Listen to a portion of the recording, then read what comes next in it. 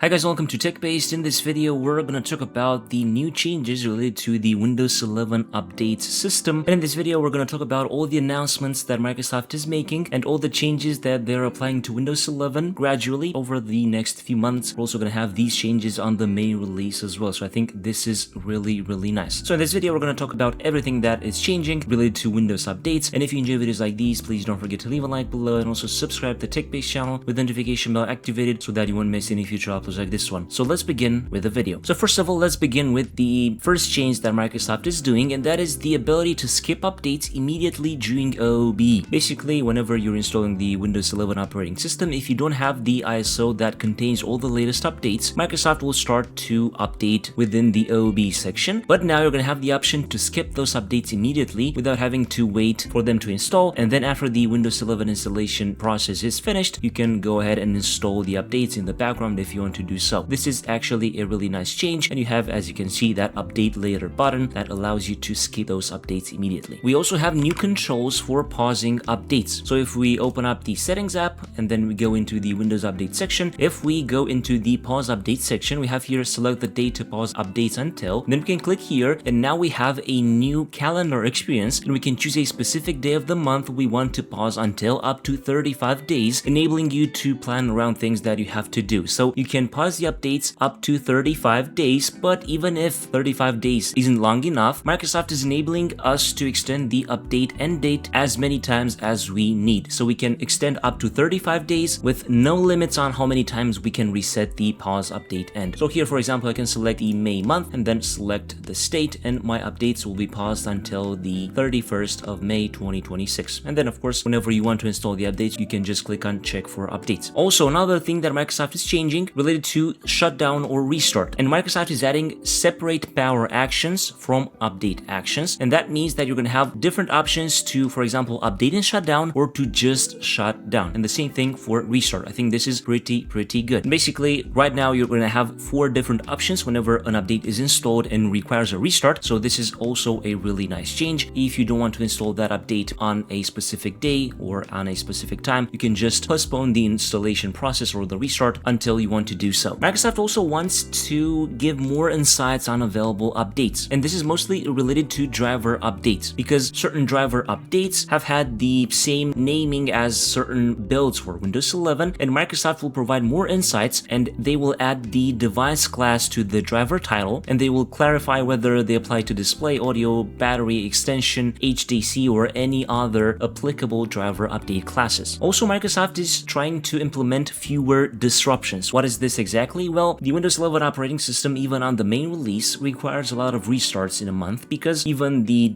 .NET and firmware updates require restarts, but Microsoft is starting to coordinate the driver, .NET, and firmware updates to align with the monthly quality update, therefore reducing the update experience to a single monthly restart. So if you're on the main release, you only need to restart your computer once to install the monthly update or the Patch Tuesday. And Microsoft is also adding a new available updates section. You're going to see in this screenshot here inside settings and Windows updates, so you can see all the updates that are available collapsed into a single section. And basically, those updates will download in the background and then wait for a coordinated installation and restart, which is actually really good. Microsoft is also applying a few other improvements to Windows updates, for example, trying to reduce the time that it takes for an update to install. And also, Microsoft is adding new ways of recovering your device in case your updates fail through recovery and other additional steps, so that is also really useful. And these are basically all the changes that Microsoft is applying over the next few months in Windows 11 related to Windows updates, and I think this is the right path. The ability to restart or shut down your computer without having to install those updates, or the ability to skip updates during the setup, or the new ability to pause updates up to 35 days but with no limit over how many times you can do this. I think this is really nice, and I think this is the correct way in which Microsoft should be going, and they are going in this direction. More information about all of these changes will be in the article below in the video description, and also in the official Microsoft blog post. If you enjoyed this video, please don't forget to leave a like below, and also subscribe to the TechBased channel with the notification bell activated so that you won't miss any future uploads like this one. I was Emmanuel from TechBased. Until next time, have a nice day.